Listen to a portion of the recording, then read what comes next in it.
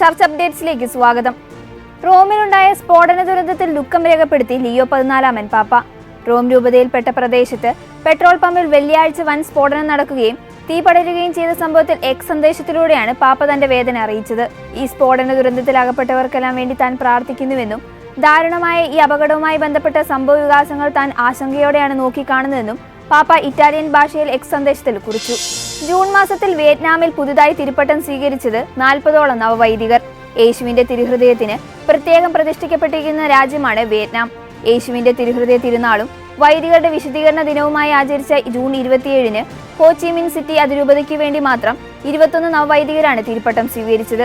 വിയറ്റ്നാമിൽ ഏകദേശം 93 ദശലക്ഷം ജനങ്ങളാണുള്ളത്. ഇതിൽ ഏകദേശം 6.8 ദശലക്ഷം, അതായത് ജനസംഖ്യയുടെ 7.4% കത്തോലിക്ക വിശ്വാസികളാണ്.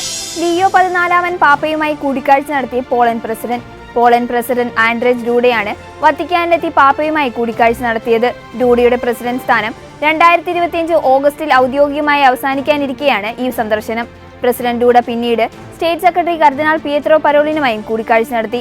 സ്റ്റേറ്റ് സെക്രട്ടേറിയറ്റിൽ നടന്ന സൗഹൃദപരമായ ചർച്ചകളിൽ പരിശുദ്ധ സിംഹാസനവും പോളണ്ടും തമ്മിലുള്ള ശക്തമായ ഉഭയകക്ഷി ബന്ധത്തിന് ഇരു കക്ഷികളും പരസ്പര വിലമതിപ്പ് പ്രകടിപ്പിച്ചുവെന്ന് ഹോളി സീ പ്രസ് ഓഫീസ് അറിയിച്ചു. കർദിനാൾ പിയർ ബാറ്റിസ്റ്റ പിസബെല്ലയെയും ആർച്ച് ബിഷപ്പ് മാത്യുവിനെയും വത്തിക്കാൻ മതാന്തര സംഭാഷണ ഓഫീസിലേക്ക് നിയമിച്ച് ലിയോ 14 പാപ്പ. ജൂലൈ 3-ന് ലിയോ 14 മാർപ്പാപ്പയാണ് ജെറുസലേമിലെ ലത്തീൻ പാത്രിയാർക്കീസായ പിയർ ബാറ്റിസ്റ്റ പിസബെല്ലയെയും ഇറാനിലെ ടെഹ്റിൻ ആർച്ച് ബിഷപ്പായ ഡൊമിനിക് മാത്യുവിനെയും വത്തിക്കാന്റെ മതാന്തര സംഭാഷണത്തിനായുള്ള ഡിക്കാസ്ട്രിയിൽ നിയമിച്ചത്. കർദിനാൾ പിസബെല്ല കിഴക്കൻ സഭകളിലും ക്രിസ്ത്യൻ ഐക്യ ഓഫീസുകളിലും സേവനമനുഷ്ഠിക്കുകയായിരുന്നു പുതിയ നിയമനം. ആർച്ച് ബിഷപ്പ് മാത്യു വിശുദ്ധ കാരണങ്ങൾക്കായുള്ള ഡിക്കാസ്ട്രിയുടെ ഭാഗമാണ്.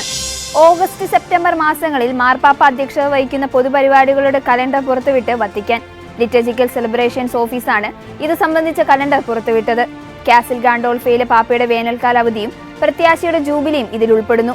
ജൂലൈ 6 ഞായറാഴ്ച ഉച്ചകഴിഞ്ഞു മുതൽ ജൂലൈ 20 വരെ ലിയോ 14 പാപ്പ കാസിൽ ഗാൻഡോൾഫയിൽ തുടരും. ഓഗസ്റ്റ് 3-ന് റോമിലെ ടോർ വെർഗറ്റ സർവകലാശാലയിൽ യുവജനങ്ങളുടെ ജൂബിലിയുടെ ഭാഗമായി 18-ാം ഞായറാഴ്ചയിലെ വിശുദ്ധ കുർബാനയ്ക്ക് പാപ്പ മുഖ്യ കാർമ്മികത്വം വഹിക്കും. ഇതോടെ ചർച്ച അപ്ഡേറ്റ്സ് പൂർണ്ണമാകുന്നു. നന്ദി.